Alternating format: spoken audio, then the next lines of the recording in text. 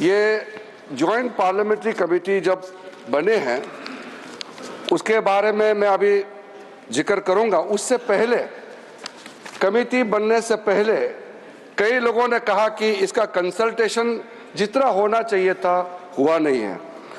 मैं इतना जरूर बताना चाहता हूं कि जब हम ये वक्त संशोधन बिल लेके आए और जेपीसी बनाया, उससे पहले हमारे अल्पसंख्यक मामलों का मंत्रालय ने व्यापक रूप से देश भर में जितने स्टेक होल्डर्स हैं, राज्य सरकारों से, माइनॉरिटी कमीशंस होते हैं स्टेट में, वक्फ बोर्ड होते हैं और वहाँ के ऑफिसर्स और इंटेलेक्चुअल कम्युनिटी से, धार्मिक संस्थाओं में जो लोग प्रतिनिधि करते हैं, कई लोगों से बातचीत करने के बाद ये बिल तैयार करके हमने इस सदन में पेश किया, पार्लियामेंट में पेश किया।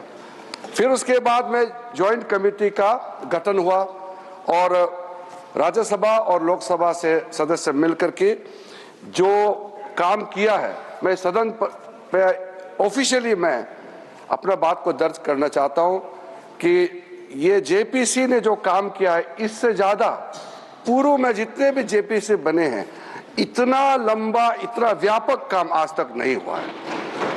कुल मिलाकर के 284 संगठन, स्टेक होल्डर्स, अलग अलग क्षेत्र के लोगों ने जेपी का समक्ष आकर के अपने बातों को रखा, ज्ञापन सौंपा और 97 लाख से भी ज्यादा, अब छोटा मोटा पत्र को मिलाकर के 1 करोड़ से ज्यादा हमारे देश के लोगों ने ज्ञापन सौंपा है और अपना मत को जेपीसी और मंत्रालय को दिया है। तो किसी बिल को सदन में चर्चा करने से पहले 1 करोड़ से ज्यादा सुझाव मिलना, ये भी अपने आप में ऐतिहासिक है।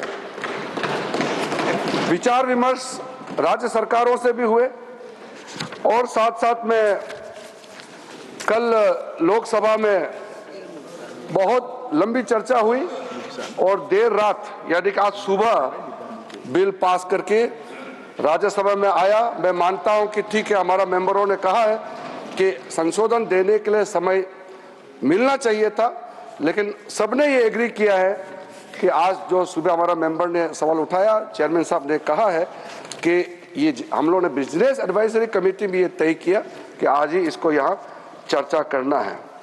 ज्वाइंट कमेटी ने 10 शहरों में मुंबई, अहमदाबाद, हैदराबाद, चेन्नई, बेंगलुरु, गुवाहाटी, भुवनेश्वर, पटना, कोलकाता और लखनऊ में जाकर के अपना पूरा वहाँ समय भी दिया है।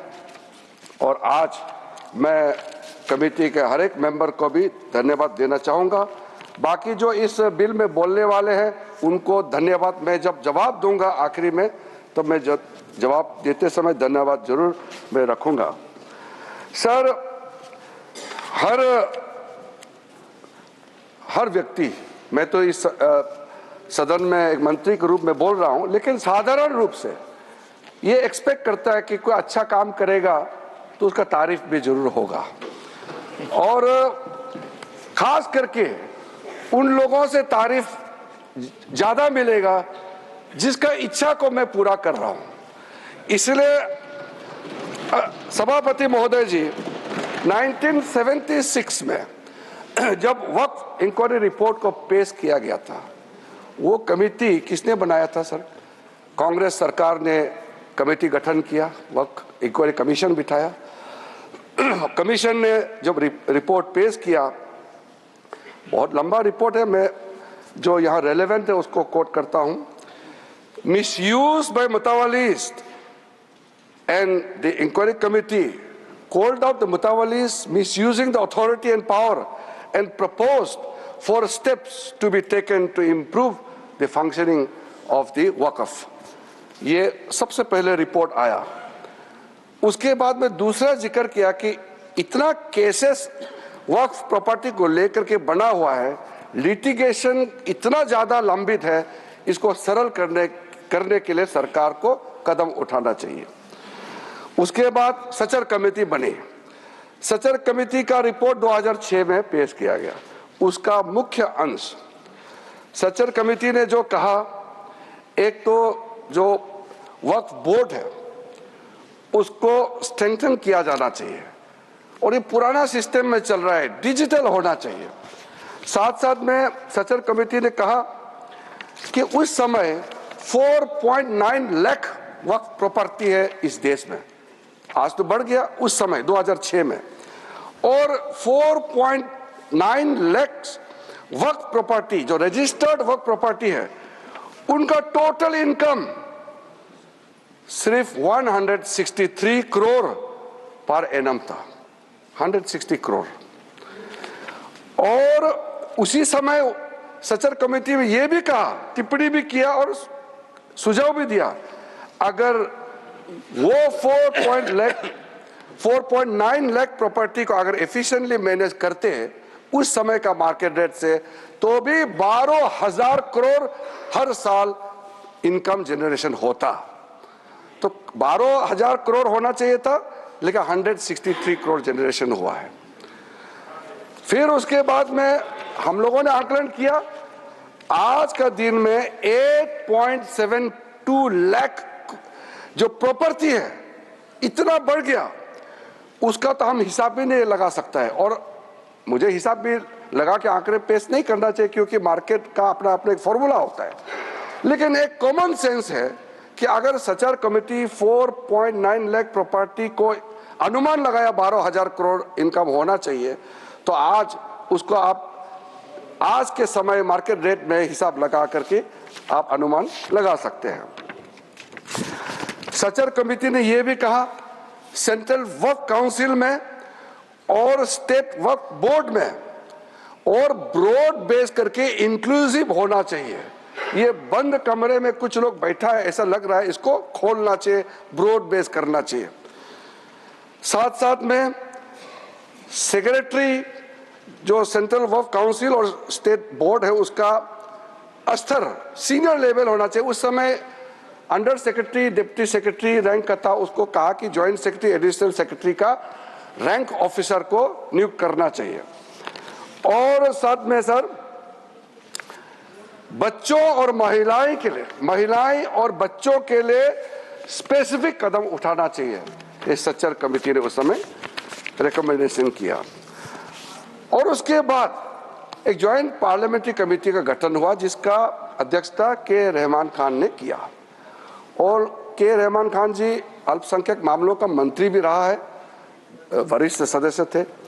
उन्होंने फिर पूरे ऑल पार्टी का सदस्य का एक जेपीसी हेड किया, उसमें कई मुद्दे उन्होंने रखे हैं और रेकमेंड किए हैं। मैं मेन वाला को यहाँ पॉइंट आउट करना चाहता हूँ। एक तो उन्होंने पॉइंट आउट किया कि जो इंफ्रास्ट्रक्चर है वक्फ बोर्ड का वो काफ़ी नहीं है, और मैन पावर और फंड बहुत ही मीगर है, कम है, छोटा है, वो काफ़ी नहीं है। दूसरा कहा कि ऐसा लगता है कि सारा जो झंझट है वो मुतावली पे केंद्रित है, मुतावली को कैसे अपॉइंट करना चाहिए, कैसे हटाना चाहिए, सारा विषय वही केंद्रित है, इसको भी पॉइंट आउट किया है। फिर डॉक्यूमेंटेशन के बारे में और सर्वे के बारे में वक्फ प्रॉपर्टी और लीगल जो सेटअप होना चाहिए वक्फ को लेकर के, इसके बारे में भी, computerization of Waqf board, central data bank होना चाहिए, इसका भी उस समय के जेपीसी ने कहा, म्यूटेशंस, रेवेन्यू रिकॉर्ड, और to adopt sound and acceptable financial and budgetary practices, इसका भी सुझाव दिया। और फिर लीज करने का जो वक्फ प्रॉपर्टी को किस तरीके से लीज होना चाहिए, इसका भी सुझाव दिया है। जितना ये 3 कमेटी रिपोर्ट्स सच्चर कमेटी को मिलाते हुए जो जो मुख्य रिपोर्ट रिकमेंडेशन किया है, सर मैं आपके माध्यम से सदन को बताना चाहता हूं, वो सारा रिकमेंडेशन रिपोर्ट्स को हम लेकर के आज ये बिल लेकर के, अमेंडमेंट बिल लेकर के इस सदन में आया है। इसलिए ये तीनों कमेटी, ये कांग्रेस सरकार में जो दूसरे और तीसरे कमेटी तो यूपीए सरकार थे, लेकिन शुरू वाला तो प्योर कांग्रेस गवर्नमेंट था। तो मैं मुख्य रूप से कांग्रेस पार्टी को और उसके जो सहयोगी दल है, मैं अपील करना चाहता हूं कि आज जो बड़ा कदम माननीय प्रधानमंत्री जी के नेतृत्व में हमने ये 2025 का वक्फ संशोधन बिल लेके आया है, तो आपका ही सोच विचार को आप जो पूरा नहीं कर पाया, उसको पूरा करने का हिम्मत नरेंद्र मोदी जी सरकार ने लेके आया है, तो आप जरूर समर्थन करना चाहिए। आदरणीय अध्यक्ष महोदय जी, कई लोगों का हमने स्टेटमेंट सुना है, टेलीविजन में भी और कल दूसरे सदन में भी। ये कोई नया कदम तो हम नहीं उठा रहे हैं, इतिहास सबका मालूम है। संक्षेप में 1894 में जो प्रिवी काउंसिल ने वक्फ अल औलाद, जो बच्चों के लिए वक्फ क्रिएट करते हैं, उसको इनवैलिडेट करने के लिए एक ऑर्डर पास किया था, जो बाद में जाके बड़ा विषय बना। मुसलमानों का बड़ा दल गया, अपील किया ब्रिटिश हुकूमत के साथ, तब जाकर के 1913 में द मुसलमान वक्फ वैलिडेशन एक्ट को पहले बार औपचारिक तौर पर कानून के रूप में इस देश में शुरू हुआ। फिर 1923 में मुसलमान वक्फ एक्ट पास किया गया, जो केंद्रित किया है अकाउंटिंग और ट्रांसपेरेंसी को लेकर के। फिर मुसलमान वक्फ वैलिडेटिंग एक्ट 1930 पास हुआ, जो है reinforcing the legal validity of family औकाफ। इस तरीके से शुरुआत हुआ। फिर हमारा देश आजाद हुई। उसके बाद 1954 में वक्फ एक्ट पारित हुआ, जिसमें स्टेट वक्फ बोर्ड्स का गठन का प्रावधान वहां से शुरू हुआ। फिर उसके बाद में 1959, 1964, 1969 और 1984 में वक्फ एक्ट 1954 को फिर से संशोधित करके यहां से पास हुआ, और 1995 में सबसे ब्रॉड बेस बिल फाइनली जो आया, जिसको आज हम अमेंडमेंट कर रहे हैं, जिसमें ट्राइब्यूनल गठन का प्रावधान रखा गया। सेंट्रल वक्फ काउंसिल, जो आज के दिन में मैं उसका अध्यक्ष के रूप में काम कर रहा हूं, उसका गठन हुआ। फिर जो वक्फ जिसका इनकम 5 लाख से ज्यादा है, उसमें एग्जीक्यूटिव ऑफिसर अपॉइंट होना चाहिए, ये प्रावधान शुरू हुआ है। अध्यक्ष महोदय जी, ये जब चल रहा था, समस्या तो है, सबको मालूम है, और कमेटी का रिपोर्ट का भी मैंने जिक्र किया, लेकिन ऐसा क्या हुआ जो हमको ये एक मेजर अमेंडमेंट आज लेके आना पड़ा। 2013 में यूपीए सरकार था और चुनाव सर पे था, चुनाव आने वाला था।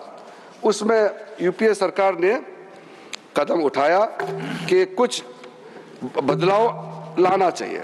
उस समय सर यूपीए सरकार ने जो चेंजेस लाया है, उसको मैं थोड़ा सा कंपेयर करके बताना चाहता हूं। उस समय भी जेपीसी गठन हुआ, आज भी जेपीसी बनी है। फर्क क्या है सर? उस समय का सेलेक्ट कमेटी में 13 मेंबर थे और इस बार के जेपीसी में 31 मेंबर्स। उस समय का सेलेक्ट कमेटी का टोटल सीटिंग हुआ 22 बार, इस बार का जेपीसी का टोटल सीटिंग हुआ है 36।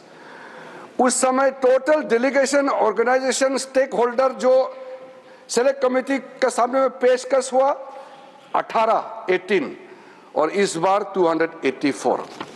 उस समय 14 राज्य और केंद्र शासित प्रदेशों से चर्चा हुई, इस बार 25 state board, state government, 5 minority commission और कई विधायक एमपी, तो उसका हिसाब ही नहीं है।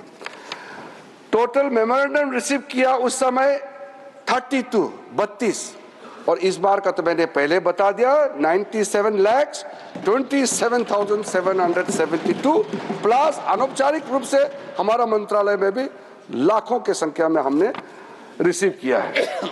उस समय का सेलेक्ट कमेटी कहां विजिट किया? ले, जम्मू, श्रीनगर। उस समय ये तीनों एक ही स्टेट था। ले अभी यूनियन टेरिटरी हो गया, जम्मू, श्रीनगर।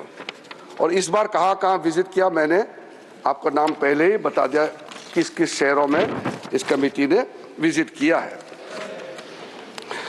अध्यक्ष महोदय जी, जब हम लोग महत्वपूर्ण बिल पर चर्चा कर रहे थे, थोड़ा सा बैकग्राउंड संदर्भ को भी रखते हुए मैं बात को रखना चाहता हूं।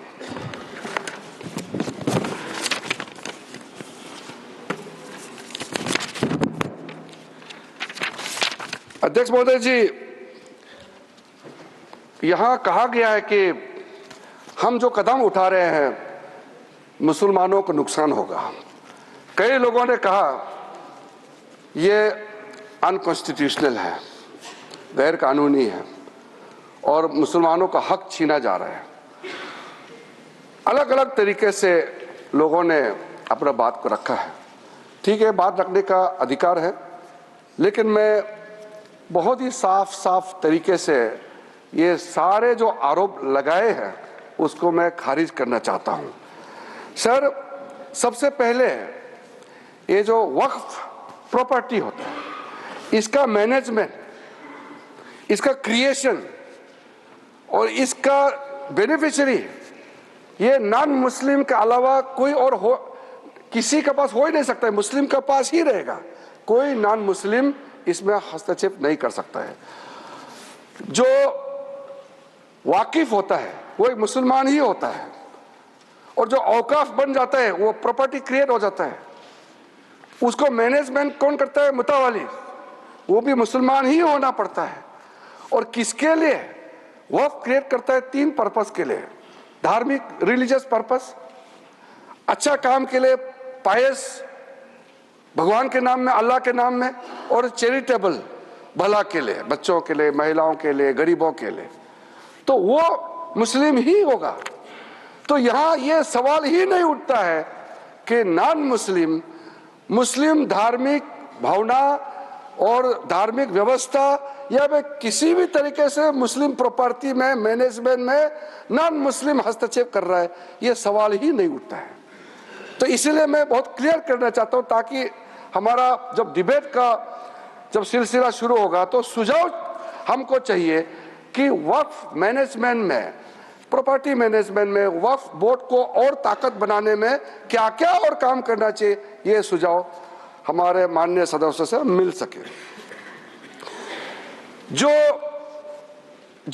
इंसान, जो मुसलमान अपना प्रॉपर्टी को ट्रस्ट के माध्यम से अगर चलाना चाहता है वो चला सकता है, उसके लिए कोई बंधन नहीं है। वक्फ एक्ट के अंदर में ये पूरा छूट दिया गया है। अगर आप वक्फ बोर्ड के माध्यम से चलाना चाहते हैं आपको पूरा इसके लिए इजाजत है। तो चैरिटी कमिश्नर जितना ट्रस्ट प्रॉपर्टीज को देखते हैं, निगरानी करते हैं, व्यवस्था को चेक करता है, उसी प्रकार से वक्फ बोर्ड जो है वक्फ प्रॉपर्टी को सही तरीके से चला रहा है कि नहीं, ये निगरानी करने के लिए वक्फ बोर्ड बनाया गया है।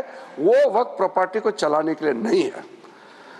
इसलिए ये बात को हम बहुत ही अच्छे तरीके से अगर समझ लेंगे तो बाद में हमारा चर्चा का स्तर भी वो ज़्यादा अच्छा रहेगा।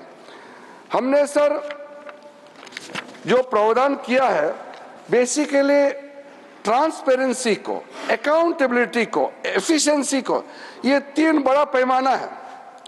जवाबदेही तो होना चाहिए, क्षमता होना चाहिए, पारदर्शिता होना चाहिए। तो ये 3 जो व्यवस्था है, ये हमारा पूरा एक्सरसाइज जो है इस पे केंद्रित होता है। आर्टिकल 25, 26, 30 का हवाला देकर के कई बार लोगों ने हमारा खिलाफ, इस बिल का खिलाफ, इस प्रस्तावना के खिलाफ में लोगों ने कहना शुरू किया है। तो मैं आज जरूर इसका जवाब देना चाहता हूं कि हम किसी का धार्मिक भावना को चोट पहुंचाने के लिए नहीं है। एक मुसलमान वक्फ क्रिएट कर सकता है। अब सबसे जो छोटा आप जो क्रिएट करता है फितरा, सबसे छोटा सर, वो हर मुसलमान, गरीब से गरीब मुसलमान भी क्रिएट करता है। ज़कात आप क्रिएट करते हैं, आप देते हैं, दान देते हैं, उसमें कोई किसी को अधिकार ही नहीं है पूछने का कि हिसाब किताब कैसे किया है। ये आपका अंदर का बात है, आपका फेथ है, इसमें हम हस्तक्षेप कैसे कर सकते हैं। इसलिए बिल्कुल ये बात आप बिल्कुल मत बोलिएगा अपना बात रखते समय कि सरकार या कोई गैर मुसलमान के जो कामकाज में, उसका तौर तरीके में हस्तक्षेप कर रहा है, ये मत बोलिएगा। वैसे तो कोर्ट केसेस बहुत है, मैंने दूसरे सदन में भी कोर्ट करके बताया, यहाँ मैं फिर से इसको दोहराना चाहता हूँ ताकि कोर्ट ने क्या रूलिंग दिया है वो भी क्लियर हो जाए। सैयद फजल पुकाया तंगाल वर्सेस यूनियन ऑफ इंडिया में केरला हाईकोर्ट ने जो ऑब्जर्वेशन और ऑर्डर पास किया उसमें कहा गया है, high court, the Waqf board is a statutory body, pure and simple, it is not a representative body of the Muslim community. Waqf property है, इसलिए कोर्ट का जजमेंट बहुत साफ साफ हमारे सामने में दिखाई देता है। इलाहाबाद हाई कोर्ट का जजमेंट है, Hafiz Mohammad Zafar Ahmad versus UP central Sunni board of Waqf. क्या कहा गया है उसमें? High court, a mutawali's right is purely a right of management of the property and is not a proprietary right. The duties of a mutawali are purely of a secular character. His duties are not of a religious character. इसलिए मुतावालिस को ऊपर में निगरानी रखने के लिए वक्फ board बनाया गया है।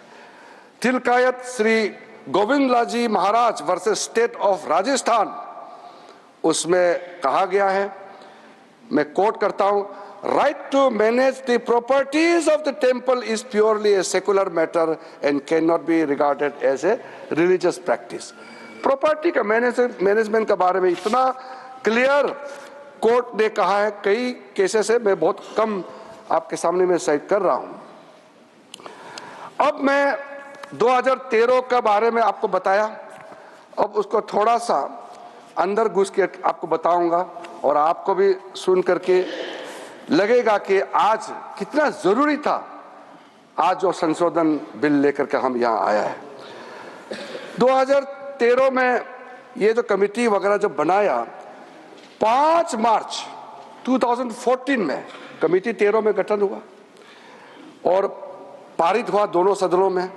फिर 2014 5 मार्च को, यानी कि 25 दिन पहले इलेक्शन एकदम नोटिफाई होकर के कोड ऑफ कंडक्ट लगने ही वाला है, तब हनन फनन में उस समय के यूपीए सरकार ने देश का राजधानी दिल्ली के अंदर में सबसे प्राइम प्रॉपर्टी 123 प्राइम प्रॉपर्टी को डी नोटिफाई करके दिल्ली वक्फ बोर्ड को सौंप दिया है। ये प्रॉपर्टी किस मिनिस्ट्री में आता था? Housing and urban affairs ministry का अंदर में आता है। तो आप सोच के देखिए, 1970 से केस चल रहा था और पेंडिंग है, कोर्ट को निर्णय करने दीजिए, वो पेंडिंग है। और ये सीजीओ कॉम्प्लेक्स वगैरह आप नाम सुनेंगे, लिस्ट बाद में मैं दे दूंगा। ऐसा प्राइम प्रॉपर्टी 123 प्रॉपर्टी को सीधा सीधा एक झटके में आपने हैंडओवर कर दिया। उसके बाद 2013 अमेंडमेंट में आपने क्या कहा? कोई भी आदमी वक्फ क्रिएट कर सकता है। वक्फ क्रिएट करना, जो मैंने बताया, चैरिटेबल रिलीजियस पायस पर्पस के लिए एक मुसलमान अल्लाह के नाम में क्रिएट करता है।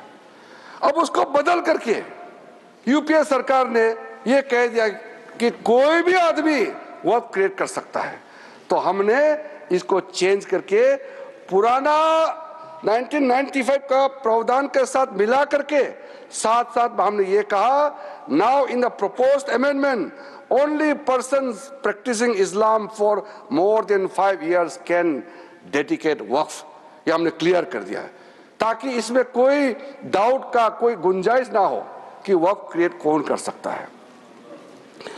उस समय वक्फ बोर्ड में एक मुसलमान का अंदर में भी कई सेक्ट है, सुन्नी है, सिया है, आगा खानी से, दाऊदी बोरा से, पसमंदा है, बहुत लोग हैं।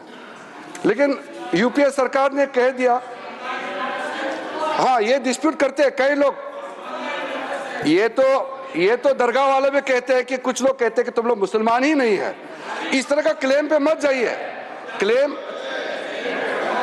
यहाँ इस्लाम का स्कॉलर भी बहुत होगा, जानकारी लोग भी बहुत है, लेकिन मैं ये नहीं कह रहा हूं कि आप जो कह रहे हैं, मैं जो कह रहा हूं वो सत्य है। मैं क्लेम के बारे में बता रहा हूं कि लोग कहते हैं कि ये मुसलमान नहीं है, या ये इस ग्रुप में, उस ग्रुप में, मैं यहाँ डेफिनेशन देने नहीं जा रहा हूँ।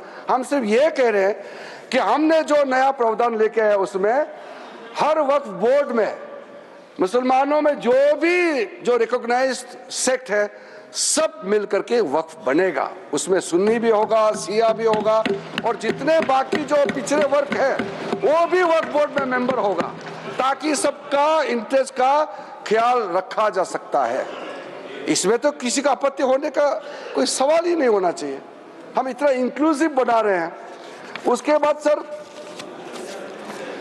सेंट्रल वक्फ काउंसिल में जो हमने प्रावधान रखा है, ताकि आप भी अच्छा लगे कि हमने कितना आपका पुराने रिकमेंडेशन को ध्यान में रखते हुए प्रावधान रखा है। Out of 22 members in the central Waqf council, not more than 4 will be non-Muslims, including ex-officio members, in that case the Minister of Minority Affairs. There will be 3 members of parliament. अब member of parliament तो किसी के धर्म हो सकता है, ये नहीं कहना कि ये इस जाति का एमपी है इसलिए ये मेंबर नहीं हो सकता है। 3 members of parliament, 10 members from Muslim community, 2 former judges from the Supreme Court or High Court, 1 advocate of national eminence, 4 persons of national eminence from various fields, an additional secretary or joint secretary to the government of India dealing with Waqf matter. जो ministry में concern officer है वही हो सकता है। और out of 10 Muslims, 2 members minimum shall be women, 2 महिला सदस्य होना अनिवार्य है। स्टेट वक्फ बोर्ड्स में out of 11 members, not more than 3 will be non-Muslims। कल किसी ने कहा कि नॉन मुस्लिम मेजोरिटी हो जाएगा, सवाल ही पैदा नहीं होता है। Not more than 3 will be non Muslims, including sir, ये अतिरिक्त नहीं है, including x official members, 1 chairperson, 1 member of parliament, 1 MLA, 4 members from Muslim community, 2 members with professional experience, 1 member from bar council, the joint secretary to the state government dealing with the Waqf matter, जो संबंधित संयुक्त सचिव है। Out of 4 Muslim members, 2 shall be women, ये हमने सुनिश्चित किया है। और दूसरा चेंज किया है, कितना जरूरी था, सेक्शन 108A में क्या आपने प्रावधान किया था, ये लिखा गया कि वक्फ का जो प्रावधान है, वक्फ एक्ट का जो प्रावधान है, बाकी देश में जितना कानून बनाया है उसको ऊपर में ये ओवरराइडिंग इफेक्ट होगा, ऐसा प्रावधान रखा। हमने इसको रेशनलाइज किया है। Now in the proposed amendment this provision is been omitted. This facilitates the legal harmonization of the Waqf act with all other property laws. इस देश में बहुत सारा प्रॉपर्टी लॉज है, ताकि सब में एक समन्वय हो जाए। हार्मोनाइजेशन होना जरूरी है सर। एक कानून दूसरा कानून का सर लड़ाई के लिए नहीं बनाता है, हार्मोनाइज करना बहुत जरूरी है। कॉन्फ्लिक्ट अवॉइड करने में तो आप भी अच्छा लगेगा, इसमें कोई विरोध होने का मुझे कोई कारण नजर नहीं आता है। सर, जो आज हम बिल लेके आया है, एक आप इसको कह सकते हैं नए सवेरा, एक अच्छा सोच के साथ जब हम आए हैं, तो हम बिल का नाम को भी, नाम से तो आपत्ति नहीं होना चाहिए, नाम को हमने अच्छा नाम लेकर के आया है। अब ये नया बिल का नाम होगा, इस एक्ट का नाम हो जाएगा उम्मीद सर, उम्मीद नाम। अब उम्मीद से तो आपका कोई एतराज तो नहीं होना चाहिए। अब उम्मीद रखने का पीछे कारण है unified Waqf management empowerment efficiency and development. अब सर इसमें यूनिफाइड हम कहां से शुरू किया, पूरा जो व्यवस्था है उसको हमने यूनिफाई किया है। कलेक्टर का रोल से लेकर के सर्वे, रजिस्ट्रेशन, म्यूटेशन, इंक्रोचमेंट और जितना भी जो मैटर है उसको अब पारदर्शिता के साथ जब हमने यूनिफाइड एफर्ट डाला है to overcome the issues which were pending for such a long time, तो इसको हमने यूनिफाइड एफर्ट के साथ में आया है।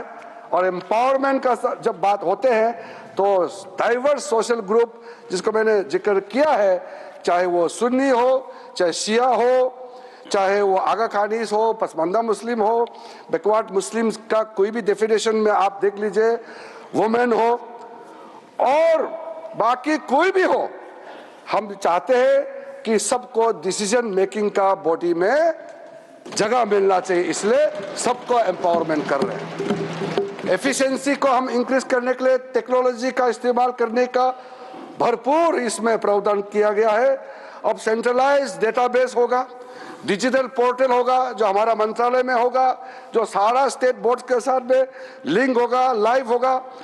वक्फ प्रॉपर्टी का कंटिन्यूसली रजिस्ट्रेशन, ट्रैकिंग, कंप्लायंस, पूरा मैनुअल अगर गड़बड़ होता है उसका भी ट्रैकिंग करने के लिए, ब्यूरोक्रेटिक डिले हो रहा है, किसके टेबल में डिले हो रहा है उसका भी जांच करने के लिए पूरा व्यवस्था करके हमने एफिशिएंसी को टारगेट दिया है। और आखिर में डेवलपमेंट, जो मैंने आपको बताया कितना करोड़ हम इनकम जनरेट कर सकते हैं, इसलिए जो development of the Waqf property को मैं बहुत महत्वपूर्ण मानता हूं। मैंने कल भी इस बात को बताया है कि दुनिया का सबसे ज्यादा वक्फ प्रॉपर्टी हिंदुस्तान में है और कई लोगों ने कहा कि डिफेंस, रेलवेज के बाद तीसरा डेटा बैंक देखा जाएगा तो वक्फ प्रॉपर्टी, जो लैंड प्रॉपर्टी जो है वक्फ बोर्ड के पास है। मैं उसको थोड़ा संशोधित करके बताना चाहता हूं, ये तीसरा नहीं है, दुनिया का सबसे ज्यादा लैंड प्रॉपर्टी नंबर 1 वक्फ बोर्ड के पास है हिंदुस्तान में, ये थर्ड नहीं है, क्योंकि डिफेंस और रेलवे को आप प्राइवेट प्रॉपर्टी के हिसाब से आप इसको गिनती नहीं कर सकता है, ये देश का प्रॉपर्टी है।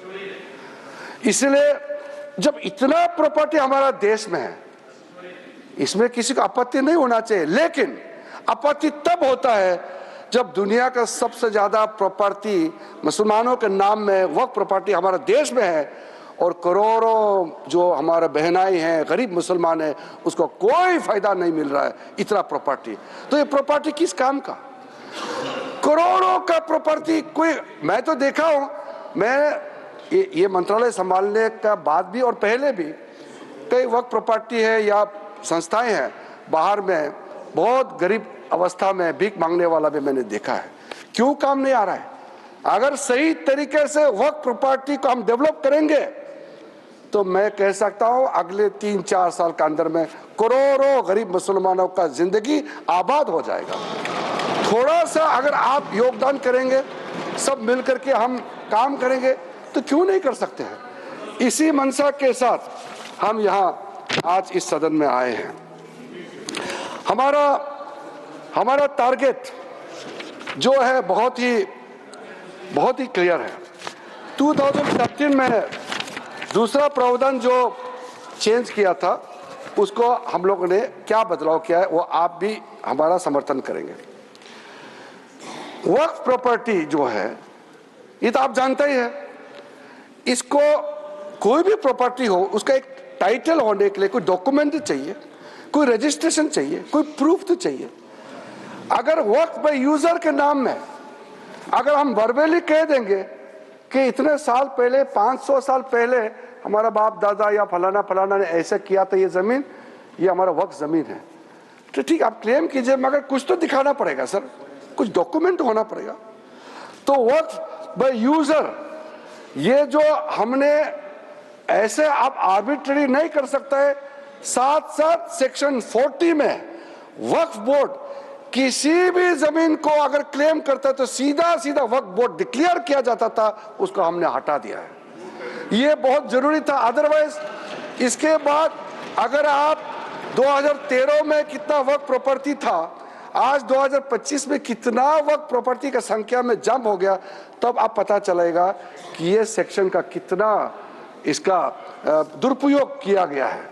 लेकिन साथ में हम लोग ने संरक्षण भी दिया है कि वक्फ बाय यूजर में जो वक्फ प्रॉपर्टी ऑलरेडी रजिस्टर्ड है, जो सेटल्ड केस है, हम उसको रेट्रोस्पेक्टिव जाकर के उसको हम छेड़छाड़ नहीं करेंगे। ये प्रोस्पेक्टिव इफेक्ट होगा। हाँ, अगर कोई डिस्प्यूटेड है, कोर्ट में पेंडिंग है, बातचीत चल रहा है, डिस्प्यूटेड है, तो जाहिर सी बात है सर कि कोर्ट का अधिकार को तो हम यहाँ खत्म नहीं कर सकता है।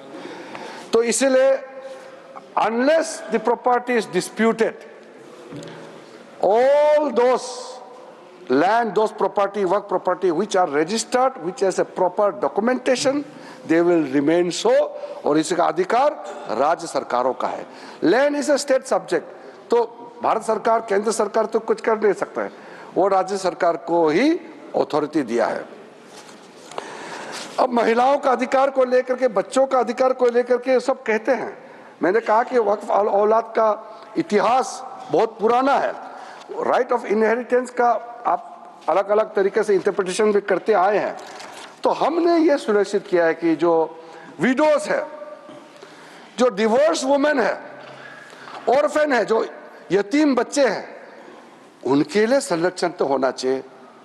माननीय सभापति महोदय, तो हमने ये प्रावधान किया है कि जो प्रॉपर्टी मेरा है, अगर मैं एक मुसलमान हूं, मैं वक्फ क्रिएट करना चाहता हूं, लेकिन मैं उसी प्रॉपर्टी को ही वक्फ कर सकता हूं जो मेरा अधिकार है। साथ साथ उस प्रॉपर्टी में जो महिला का अधिकार है उसको मैं छेड़छाड़ नहीं कर सकता हूं। महिला का अधिकार को सुरक्षित रख करके ही मैं अपना मर्जी से मेरा जो अधिकार है उसको हम वक्फ क्रिएट कर सकता है, ताकि कोई महिला ऐसा ना हो कि परिवार में इतना प्रॉपर्टी है लेकिन उसको कोई उसका अधिकार ही ना हो। तो ये सुनिश्चित करना बहुत जरूरी है। इस 21वीं सदी में इतना प्रोग्रेसिव थिंकिंग तो सब कोई होगा। मैं आपको नहीं कह रहा हूं कि आपका ऐसा सोच नहीं है, हम लोग सब एक समानता सोच के साथ आगे बढ़ रहे हैं। 2 मेजर अमेंडमेंट हम जो लेके आया है उसमें भी मैं मानता हूं आप समर्थन करेंगे। एनी मॉन्यूमेंट्स, कई मॉन्यूमेंट्स हमारे देश में protected areas under ancient monuments preservation act 1904 और ancient monuments and archaeological sites and remains act 1958 declared as work properties under this act or under any previous act shall be void। कोई हमारा archaeological site जो हमारा राष्ट्र का property है, इसको आप छेड़खानी नहीं कर सकता है। दूसरा, हमारा देश में करोड़ों आदिवासी शेड्यूल्ड ट्राइब्स, हम लोग सब मानते हैं कि इंडिजिनियस जो शेड्यूल्ड ट्राइब होते हैं उसका संरक्षण होना चाहिए। तो हमने यहां ये प्रावधान लेके आया है, आप शेड्यूल 5 और शेड्यूल 6 जगह में जहां हमारा स्पेशल प्रोटेक्टेड एरिया है वहां किसी जमीन को वक्फ प्रॉपर्टी डिक्लेयर नहीं कर सकता है। ये सेक्शन 4 क्लॉज 4 सेक्शन 3E में हमने प्रावधान रखा है। मैं मानता हूं कि हमारा देश में जितने आदिवासी भाई बहन हैं उनके लिए आदरणीय मोदी जी का तरफ से और हम सब का तरफ से ये बड़ा सौगात होगा। सर, ट्राइब्यूनल में हमने कुछ बदलाव किया है। हमारा जॉइंट पार्लियामेंट्री कमेटी का भी सुझाव आया था। अब जो ट्राइब्यूनल बनेगा उसका फिक्स टेन्योर होगा और उसको एफिशिएंसी बढ़ाने के लिए कई हमने स्टेप्स उठाया है। आज का दिन में टोटल जो केसेस पेंडिंग है, लिटिगेंट्स टोटल कितना केसेस है? 14,470 केसेस, नहीं सॉरी सर, 31,999 केसेस है, जिसमें मुस्लिम लिटिगेंट्स है 14,470 केसेस। तो 31,999 केसेस जो पेंडिंग है। तो हम ये समझते हैं कि ट्राइब्यूनल को मजबूत कराना बहुत ज़रूरी है। हमने 2 मेंबर प्रपोज किया था, जेपीसी में कहा गया कि 3 मेंबर होना चाहिए, उसको हमने एग्री करके 3 मेंबर बनाया और 1 member having knowledge of Islamic law and jurisprudence for better functioning of the tribunal. और दूसरा सर, द कंपोजिशन ऑफ वर्क tribunal has been expanded to both serving and retired officials. Each serving for a fix tenure of 5 years, tenure को 5 years fix किया है, from the date of appointment और until they attain the age of 65 years, whichever is earlier. Section 84 close 4 में हमने ये बहुत clear से प्रावधान रखा है। एक इंपॉर्टेंट हमने प्रावधान रखा है राइट टू अपील। इसमें कई लोगों ने डिस्प्यूट भी किया है, मैं क्लियर करना चाहता हूं। पहले क्या कर दिया था आप लोगों ने मतलब प्रीवियस यूपीए सरकार ने, राइट टू अपील अगर ट्राइब्यूनल से आपको निजात नहीं मिल रहा है, ट्राइब्यूनल में आपका सुनवाई नहीं हो पाया, तो आप कोर्ट नहीं जा सकते हैं। ओनली रिव्यू पिटीशन में आप जा सकते हैं, जो बहुत ही सीमित दरवाजा खुला होता है। रिव्यू पिटीशन आप तो सर आपसे ज्यादा कौन समझ सकता है, उसमें आम आदमी कहाँ रिव्यू पिटीशन जा करके ये सब चक्कर खात के घूमते रहेंगे। इसलिए हम ये मानते हैं कि right to appeal must be the substantive right, इसलिए हमने ये दरवाजा खोल दिया है। अगर ट्राइब्यूनल में आपका हक नहीं मिला तो आप अपील कर सकते हैं। सिविल रिट आपका अपील करके किसी भी जगह में आपको जाने के लिए क्यों रोका जाना चाहिए। इसलिए हम ये मानते हैं कि जब हम ये अपील प्रोविजन रखा है तो ट्राइब्यूनल भी जल्दी जल्दी काम करेगा, कोर्ट भी जल्दी जल्दी काम करेगा, लोगों को भी जल्दी जल्दी न्याय मिलेगा, कहीं किसी का हमने दरवाजा बंद नहीं किया है। एनुअल कंट्रीब्यूशन जो आप देते हैं मुतावलिस, आप चिंता मत कीजिए, ये बहुत सोच समझ करके फैसला किया है, इससे कोई समस्या खड़ा नहीं होगा। वक्फ इंस्टीट्यूशन का जो कंट्रीब्यूशन है बोर्ड को देना होता है, पहले 7% होता था, हमने उसको घटा करके 5% कर दिया, ताकि ज्यादा पैसा आप गरीबों के लिए इस्तेमाल कर सके, बच्चों के लिए इस्तेमाल कर सके।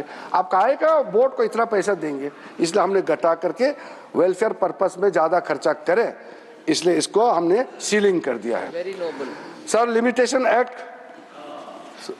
आप तो जानते हैं लिमिटेशन एक्ट अगर लागू नहीं होगा तो फिर कहां तक जाएगा, कोई सीमा तय कैसे होगा।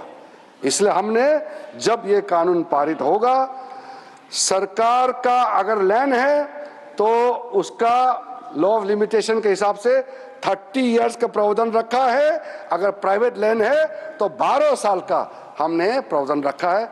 मैं मानता हूं कि ये बहुत ही रीजनेबल हमने लॉ ऑफ लिमिटेशन को यहाँ अप्लाई किया है, और जिस दिन से ये एक्ट पारित होगा, एनफोर्स होगा, उसी दिन से ये हिसाब उसका गिनती शुरू किया जाएगा। सर, जो सेक्शन 40 का मिसयूज होने का कारण से जो एक ऐसा माहौल पैदा हो गया था, मेरे घर में कम से कम कितना डेलीगेशन पिटीशन आ चुके हैं। सेक्शन 40 में वक्फ बोर्ड ने ऐसा ही क्लेम कर दिया। अभी जो न्यूज में भी आपने पढ़ा होगा, केरला में 600 क्रिश्चियन फैमिलीज का, जो वो लोग सब खेती करने वाले लोग हैं, फार्मर्स लोग हैं, किसान हैं, उनका जमीन जो केरला में मुनम्बम केस के नाम से अभी सब लोग ने पढ़ चुका होगा, उसको वहां वक्फ बोर्ड ने क्लेम कर दिया, और वो कहीं भी नहीं जा पाया, वो ठोकरे खाते रहे, घूमते रहे, जिसको लेकर के पूरा वहां के जो कैथोलिक बिशप्स काउंसिल है और दिल्ली में भी और अलग अलग कई हमारा क्रिश्चियन संगठनों ने हमको मेमोरेंडम दिया है, प्रेस रिलीज भी दिया है और अपील भी किया है। सारा मेंबर्स ऑफ पार्लियामेंट को अपील किया है। मैं नाम लेकर के सिर्फ केरला एमपीज को मैं दबाव नहीं डालना चाहता हूं, मानसिक रूप से बहुत ज्यादा प्रेशर होगा केरला का एमपीज को। ये तो सबके लिए अपील किया है कि जो बड़े हमारे चर्च के जितने भी बड़े बड़े बॉडीज हैं, उन्होंने अपील किया है कि अपना विवेक का इस्तेमाल करें और सारा मेंबर्स ऑफ पार्लियामेंट इस वक्त अमेंडमेंट बिल को समर्थन करना चाहिए। तो कम से कम चर्च का अपील को तो आप लोग मानिएगा। सर, कई केसेस है, उसको तो मैंने कई बार दोहरा चुका है, इसलिए सारा केसेस, तमिलनाडु का केस हो या कर्नाटका में जो केस हो या हरियाणा वाला गुरुद्वारा वाला को वक्फ क्लेम करना, कई केसेस है, मैं उसको साइट नहीं करना चाहता हूं क्योंकि संख्या बहुत ज्यादा है। लेकिन सर ये बात तो मैं जरूर कहूँगा, क्योंकि हम लोग इस महान सदन में बैठे हैं। 2013 में 123 प्रॉपर्टी को तो उस समय सरकार ने डी नोटिफाई कर दिया था। उसके बाद सर, उसके बाद कई लोगों ने कहना शुरू किया, और स्टेटमेंट मीडिया में भी है कि ये पूरा पार्लियामेंट बिल्डिंग भी वक्फ प्रॉपर्टी है। अब सोचिए सर, अगर वो सरकार कंटिन्यू रहता, नरेंद्र मोदी जी का सरकार नहीं आते, तो कितना खतरा मंडरा रहा था हमारे सर के ऊपर में, आप सोचिए। तो हम तो देश के लिए सोच समझ करके आज ये बिल लेके आए हैं, तो ये हमारे लिए कोई इसमें एक लाल पैसा बेनिफिट मिलने वाला नहीं है। ये बिल करोड़ों गरीब मुसलमानों को फायदा पहुंचाने के लिए, और गलत काम ना हो, गलत तरीके से दूसरा का जमीन को हड़प ना ले, इसको प्रतिबंध लगाने के लिए, रोकने के लिए अच्छा सोच के साथ हम ये बिल लेके आए हैं। अन्य सभापति जी, मैं कहने के लिए बहुत कुछ है, क्योंकि ये ओपनिंग है। हमारे यहाँ जितना विद्वान माननीय सदस्य हैं, उनके बातों को मैं सुनने के लिए बहुत इच्छुक हूँ। तो सुनने के लिए मैं तैयार हूँ। हमारे वरिष्ठ माननीय मंत्रीगण भी यहाँ बैठे हैं, हम लोग सब सुनेंगे। तो जेपीसी में जो सदस्य हैं और जो सदस्य नहीं हैं, सबका सुझाव हम सुनते हुए आखिरी में, जैसे हमने टाइम यहाँ दिया है चर्चा के लिए, मैं उसका बारीकी से जवाब देने का कोशिश करूँगा। मैं सिर्फ ही इतना ही अनुरोध करूँगा कि आप ऐसा बात मत बोलिए जिससे हंगामा खड़ा हो जाएगा। ऐसा बात बोलिए जो सुन करके हमारा कानों को भी थोड़ा अच्छा लगेगा। हम बैठ करके सुनने के लिए तैयार है, और चर्चा का स्तर ऊंचा होगा। मैं इसी उम्मीद के साथ आप सबको इस महत्वपूर्ण जो उम्मीद का जो हमारा बिल लेकर के आए हैं, उसको समर्थन करने के लिए मैं अपील करता हूँ।